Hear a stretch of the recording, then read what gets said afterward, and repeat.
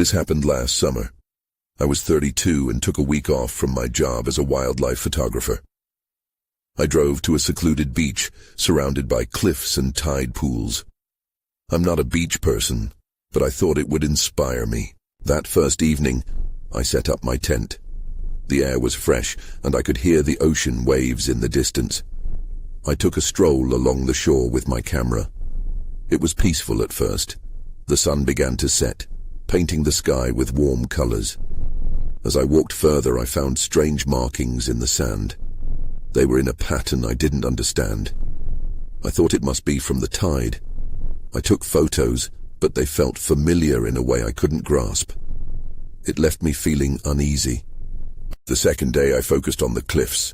I felt like they were alive. While framing a shot, something darted past me. I turned my head quickly, but there was nothing there. Just wind whispering against the rocks. Maybe it was just a bird, I told myself. But the feeling stayed. I felt like someone was watching me. The shadows seemed to dance around, just out of sight. My heart was racing. I wanted to shake off the feeling, but I couldn't. That night, everything changed. The moon hung high, and the water sparkled with a strange light. I kept hearing sounds that echoed from the cliffs. They were like whispers, or maybe laughter. I shook my head, trying to dismiss it. A beach trip shouldn't feel like this, right? I grabbed my flashlight and decided to check the tide pools. I needed to see something real.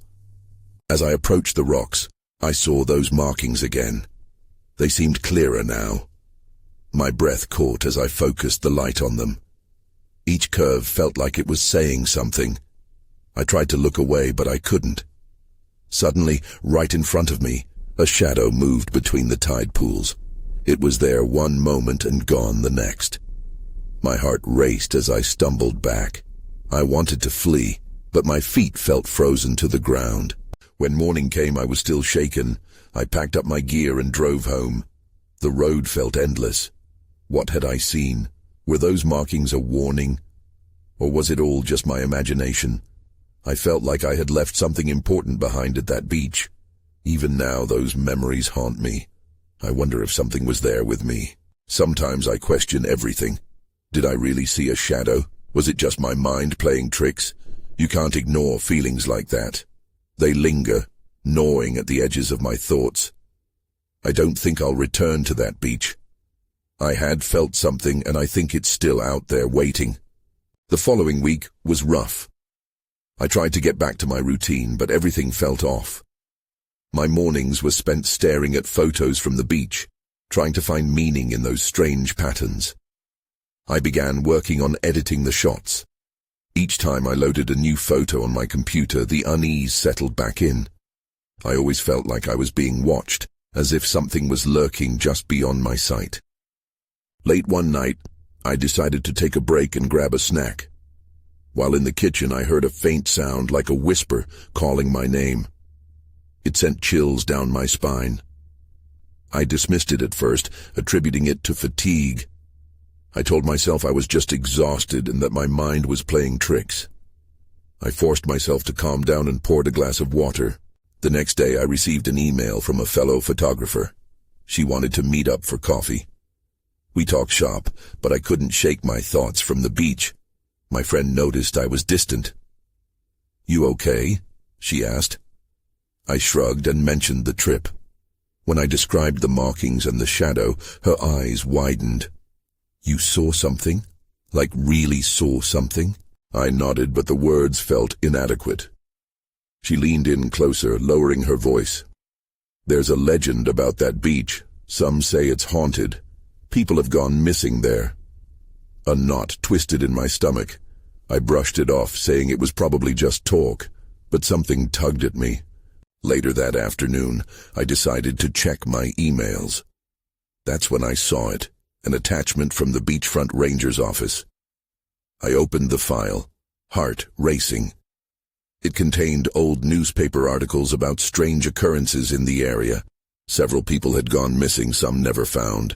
The dates lined up with my stay. Everything felt surreal. Was I in the wrong place at the wrong time? I couldn't shake the feeling that I was connected to those stories somehow. I pushed the papers aside, feeling like I needed to get out of my apartment. I needed air, fresh air. Maybe I'd go for a walk. As I stepped outside, I felt the weight of the beach bearing down on me. I headed to the park nearby, hoping to clear my mind. But the shadows were sharper. They felt alive again, lurking just at the edges of my vision. It was just a park, I reminded myself. Yet the whispers came back. This time they were louder, calling out again. I quickened my pace, but no matter how fast I walked, they followed. Was it my imagination? Or had I opened a door I couldn't close? I collapsed onto a park bench, struggling to breathe. Suddenly my phone buzzed in my pocket. It was a message from an unknown number. "Come back," it said. "I'm waiting." My heart raced as panic washed over me. What did it mean? Who was it? I stared at the screen, trembling. The beach. It was calling me back. But I didn't want to go. I felt the pull deep within me, like a thread tying me to that cursed place. I was torn between fear and the desperate need to uncover the truth. Then everything went dark. I jerked awake, heart pounding, sitting up on the park bench. The sun had dipped low, casting long shadows that danced eerily across the grass. Everything felt twisted, like I'd been yanked out of a dream and thrown back into reality. Adrenaline coursed through me, sharpening my senses, and the whispers had faded, replaced by the distant sound of laughter from a group of children playing nearby. Pushing myself off the bench, I glanced around, half expecting someone to be there, watching. The world felt distorted, a lingering sensation that stalled my breath and clawed at my chest. I couldn't shake the feeling that something had shifted. That message, it hung in my mind, its simple command echoing against the walls of my thoughts. I'm waiting. Who was waiting? I hurried home, my unease creeping back with every step. I needed to figure this out, but how? The articles floated back to me, the stories of those missing people. I fumbled with my keys at the apartment door, anxious to digest what I'd found and what felt like a clawing urgency to return to that cursed beach. Once inside, I switched on all the lights, the brightness flooding the small space. I grabbed my laptop and opened the browser, navigating back to the ranger's office page. Maybe I'd missed something, a clue, a detail, anything that could lead me closer to the truth. Each click felt heavy, the screen glared back, almost mocking me. Suddenly my phone buzzed again. I held my breath and checked, hoping against hope it was an explanation of some sort. Meet me where the tide meets the land. My pulse quickened as I scanned the message. It was from the same unknown number. I glanced out my window, half expecting to see someone lurking in the shadows. Instead, the street lay quiet, draped in silence. A mix of dread and resolve washed over me. I couldn't ignore this pull any longer. I felt a strange sense of destiny, as if the beach and its secrets were entwined with my own life. I grabbed my camera, feeling the comforting weight of it in my hands, and a notebook, a thin, tattered thing where I had documented thoughts and ideas over the years. This wasn't just about photographs anymore. It was about survival, about understanding what had happened and what was about to unfold. Driving toward the beach felt surreal. The familiar route now stretched out like the very lines of fate, drawing me into a past I couldn't escape. My thoughts raced with the legends I'd heard, the echoing whispers of my friend reminding me of the danger. Did I even want to know what awaited me there? When I reached the beach, twilight settled over the waves, that strange amber glow reflecting off the water. I stepped out of the car and could almost hear the ocean calling, urging me closer. But then I noticed something on the sand. It was an object, glinting in the fading light. I walked closer, heart racing, the sound of the waves crashing now thunderous in my ears. As I approached, I realized with horror what it was, a camera, half buried in the sand. That's when a surge of cold washed over me. It wasn't just any camera. It was My camera. I knelt down, hands trembling as I pulled my camera from the sand. The familiar weight brought a rush of memories, but the sight of it caked in dirt made my stomach churn. I wiped the lens with my sleeve, panic creeping in. How did it end up here? I hadn't used it since that day, the day everything changed. I turned it on, praying the battery would still work. The screen lit up, bright against the darkening sky. The last few images flashed before me, and my heart sank as I scrolled through the photos. There were moments, half-captured smiles from friends, snippets of the sunset, and then an image that made my blood run cold. It was a blurry shot of a figure standing far in the distance. The figure was small, silhouetted against the water, facing away from me. I hadn't even noticed taking it. The date was stamped in the corner, the day I'd last visited the beach, just before everything went dark. I felt a chill that wasn't just the ocean breeze. Gripping my camera tightly, I scanned the surrounding area. The beach was empty, the laughter from earlier replaced by the sound of waves crashing against the rocks. My breath felt shallow. The whisper of the ocean was loud, almost taunting me. Desperate to escape the unsettling dread, I stumbled backward, bumping into something solid. Whirling around, I came face to face with a pile of driftwood. But then I noticed something else. Tucked between the logs, a small notebook rested, its cover warped by the salt and moisture. I reached down and pulled it free. It was weathered, pages slightly yellowed, and as I flipped it open, something fell out. A photograph fluttered to the ground. My heart dropped further when I saw it. Another picture of that same figure from my camera, but this one was clear. The figure stood closer, more defined. The same silhouette, but this time it wore a dark jacket that flared out in the breeze, and I realized something that made my blood run cold. I recognized that jacket. The moment it hit me, the air around me felt thick. This was no coincidence. Fear wrapped its tendrils around my throat. Who had been following me? I looked back down at the notebook, flipping through its pages. They were filled with frantic writing, strokes almost illegible. Yet, coherent themes emerged, notes on missing persons, strange occurrences, and terrifying encounters. It felt like a chronicle of dread, detailing the very events that had haunted the beach. It spoke to the darkness I had been trying to unravel. I needed answers. But before I could gather my thoughts, a sound broke through. A twig snapped somewhere behind me, sending an immediate jolt of adrenaline coursing through my veins. I turned sharply, heart hammering in my chest. "Hello?" I called out, voice trembling more than I intended. The response was silence, but it gripped my heart all the same. I backed away slowly, searching the shadows, my instincts screaming at me to run.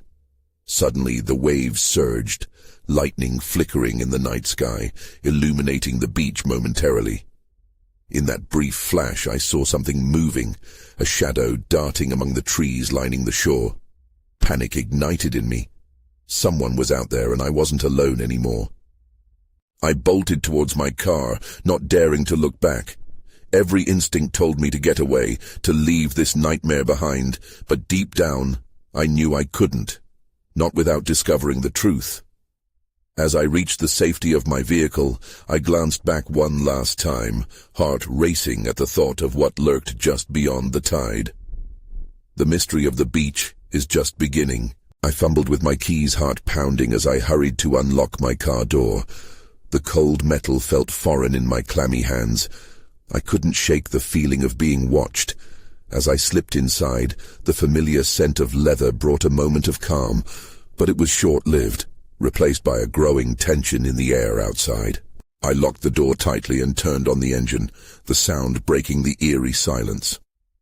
The headlights pierced the darkness, illuminating the stretch of beach ahead. I needed to get away, but a part of me hesitated. I wanted to know what that figure and the notebook really meant. As I pulled out of the sandy area, I couldn't help but look back one last time. While the waves crashed against the shore, I noticed something strange on the sand, a faint trail of footprints leading away from the water, heading toward the tree line. The sight sent a tremor through me.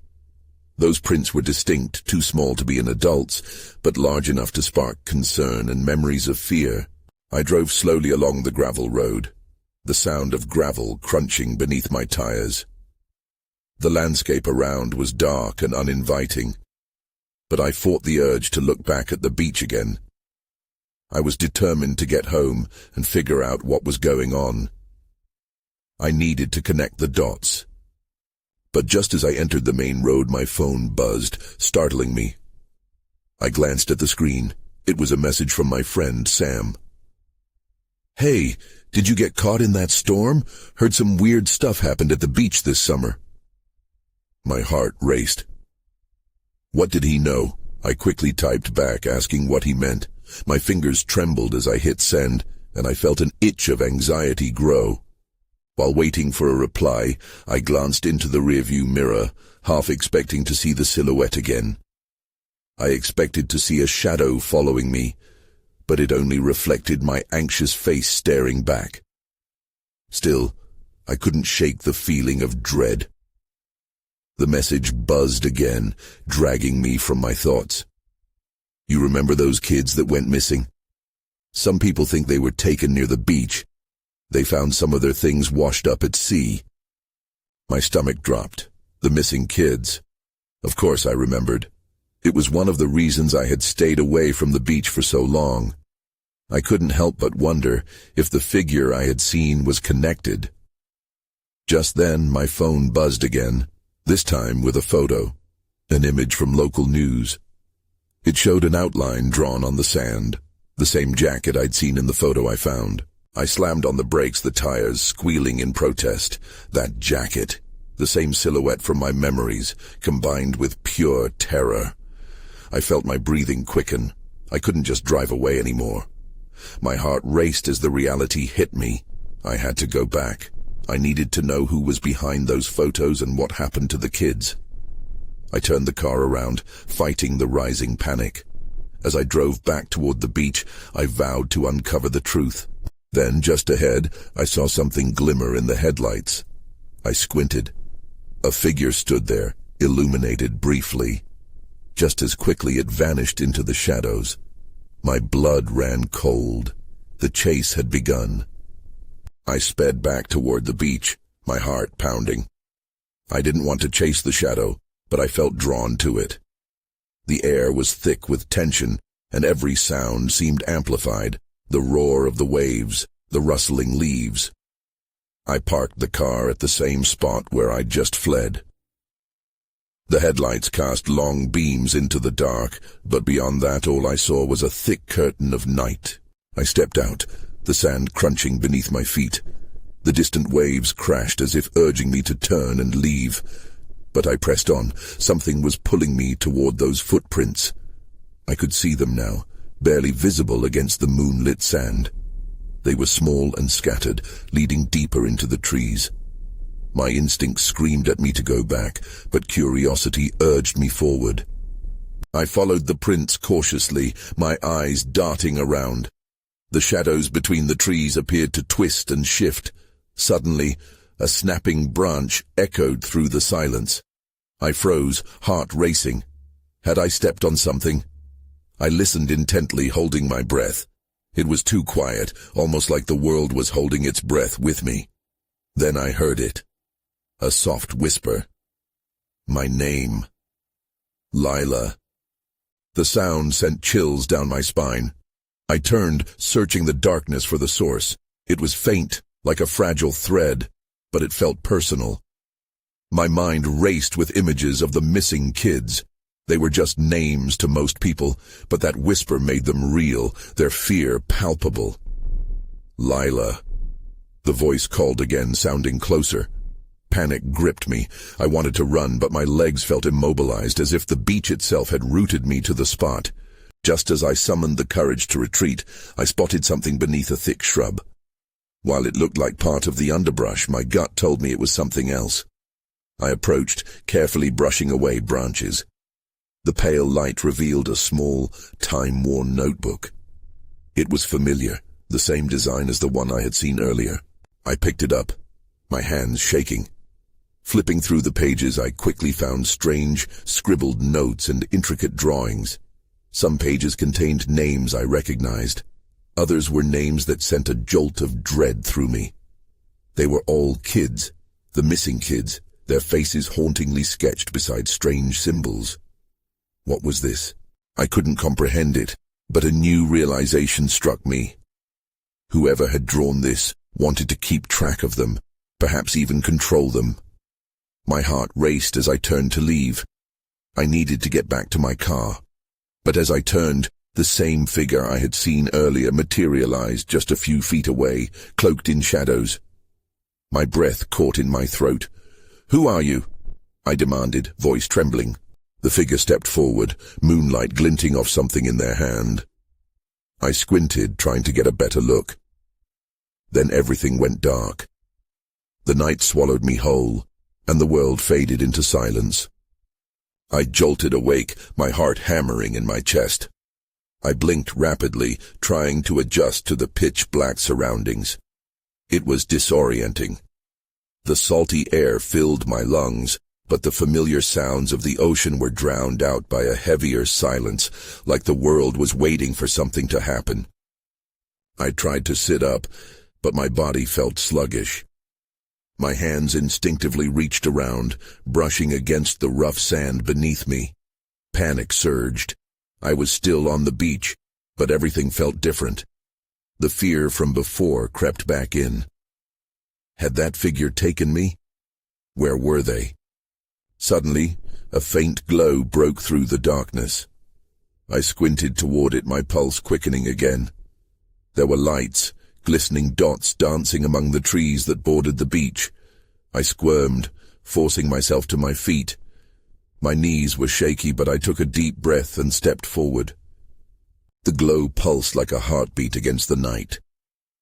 "Lila." The whisper came again, stronger this time. It resonated in the depths of my mind, calling me into the shadows. I hesitated, the notebook still clutched in my grip. Then a gust of wind swirled around me, rustling the branches, and with it a sense of urgency washed over me. As I moved closer, I could make out shapes ahead, small figures flickering in the light. The clarity began to sharpen, revealing what looked like children dancing beneath the trees. I froze, disbelief mixing with growing fear.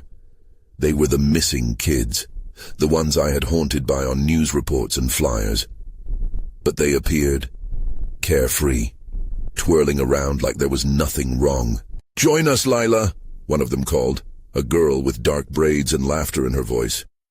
But the merriment felt off, like it was layered over something sinister.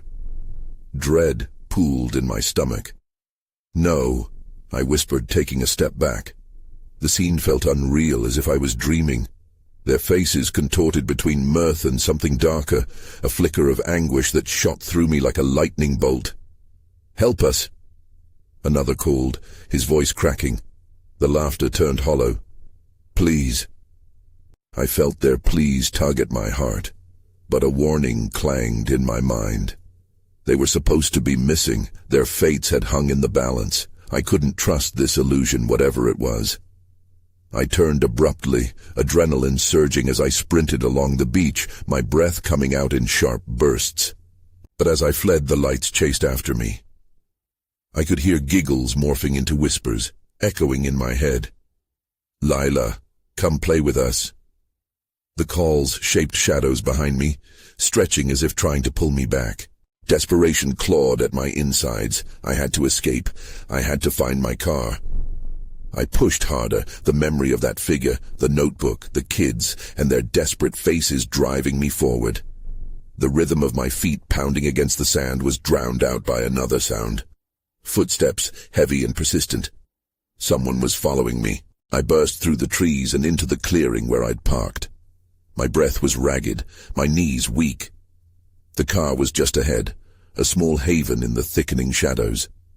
But as I approached, the same figure emerged from the darkness, blocking my path. "Lila," they said, their voice smooth and sinister. "You can't leave yet." I felt my world turn upside down.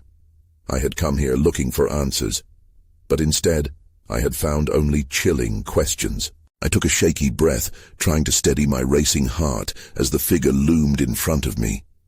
They wore a dark cloak that swallowed the light around them. I couldn't make out their face, but I felt their gaze pierce through the fabric of night. Cold fear gripped my throat. "Why?"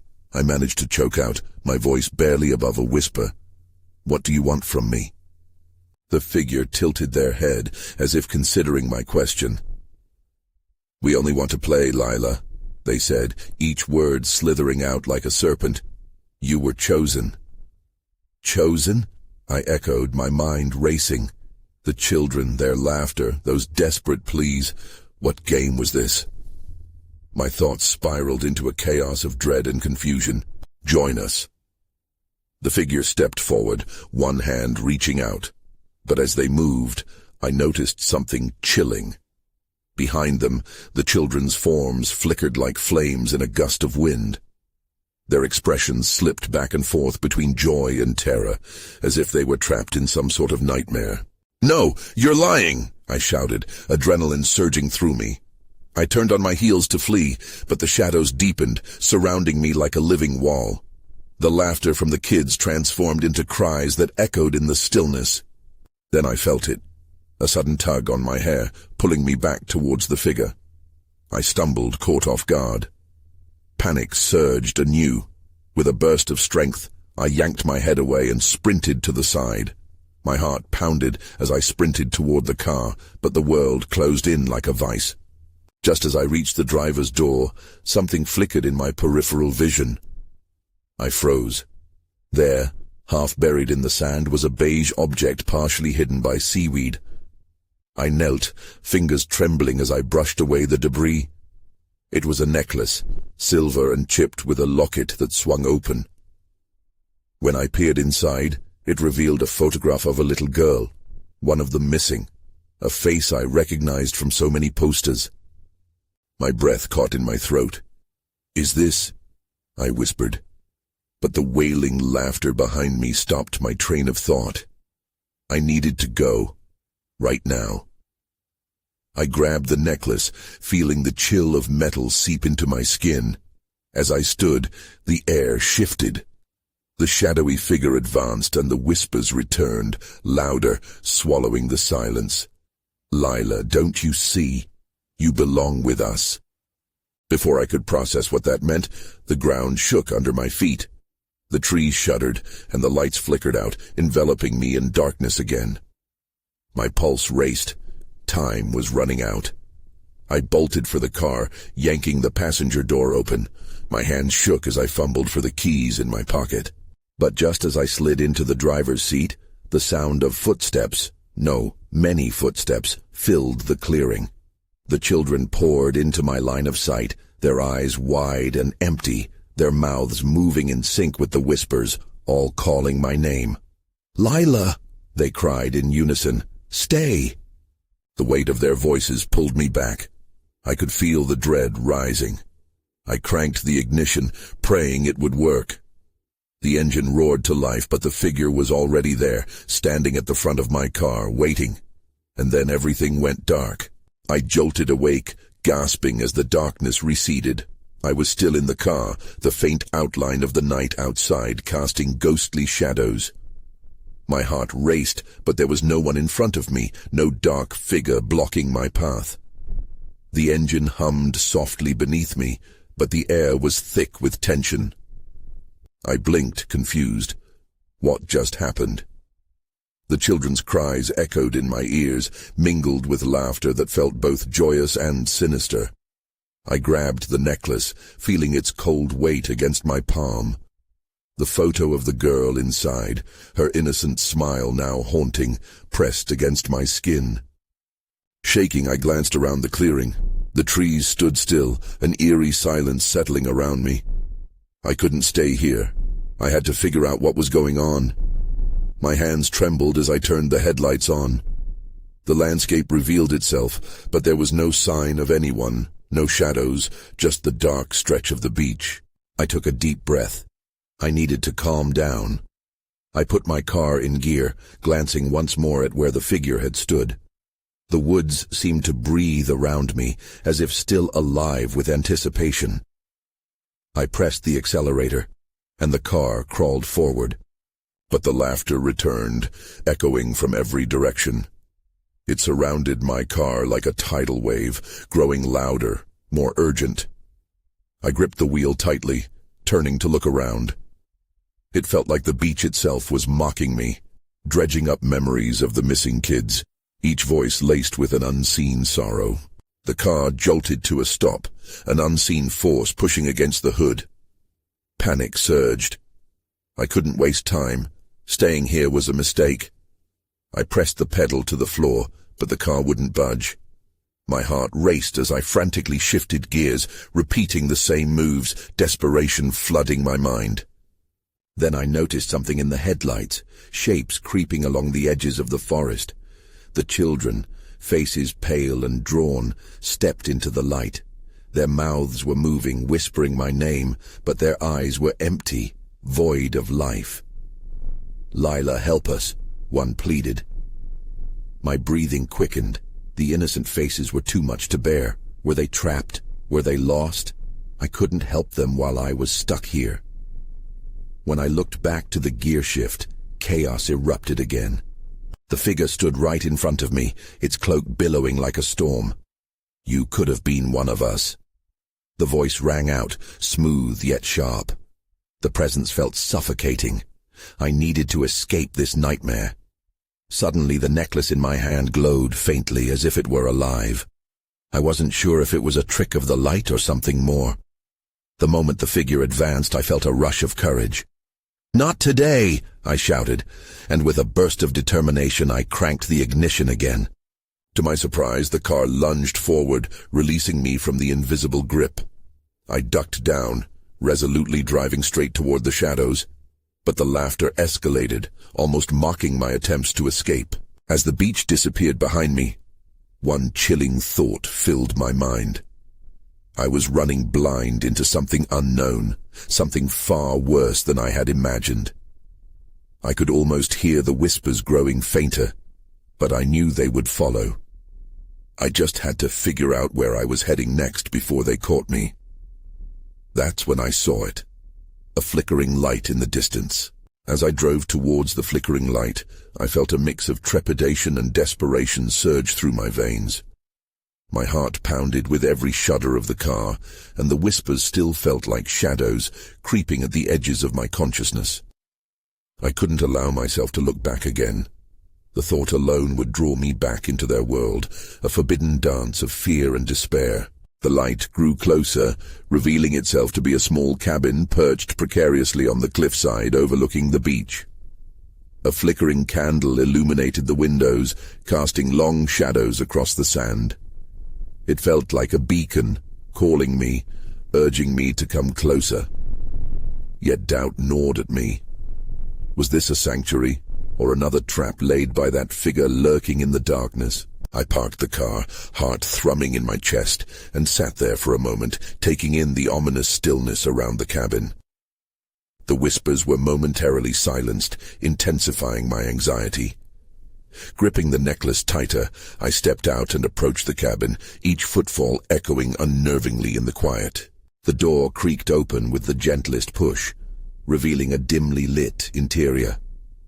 My gaze was immediately caught by photographs lining the wood-paneled walls, faces of children, those same haunting gazes I had seen before, only this time their eyes were filled with eerie serenity.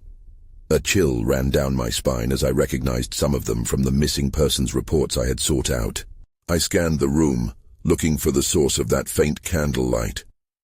In the corner, a table was adorned with artifacts, seashells, smooth stones, and a weathered book that looked like it had been opened frequently. It captivated me. It felt connected to the whispers, to the shadows. With a shaky hand, I reached for the book. As I thumbed through the pages, they were filled with similar sketches and notations as the notebook I had found at the beach. tales of the lost children, each paired with cryptic symbols.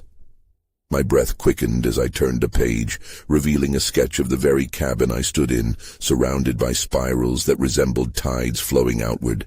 The whispers returned, soft yet piercing. "Help us," they pleaded. It was a chorus that tugged at my heartstrings, warm yet sorrowful, threading despair through the tales inscribed in that book. Suddenly it dawned on me. The children weren't just lost. They were trapped within a cycle of haunting entrapment, desperately reaching out for help. The unsettling resonance of their pleas tightened around my throat. Then I felt a presence behind me, heavy and foreboding.